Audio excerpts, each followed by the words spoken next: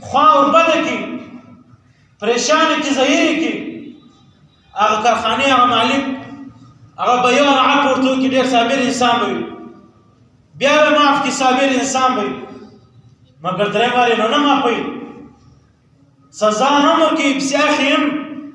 جرمانه کوي هم، بېعزته کوي هم. مگر الله جل جلاله دا رقم مالک ذات دی، دا رقم خالق ذات دی.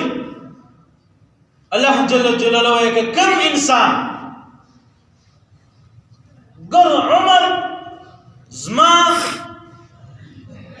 په خلاف په شرک کې تیر کړي یا په داسې ګناهونو کې تیر کړي چې له هغه له وجې خدای د نبي علیه السلام د امت ته وځي یا زما له رحمت له نظره به دی وځي، که دا انسان په ژوند کې په عمر کې یو وارې په اخلاص سره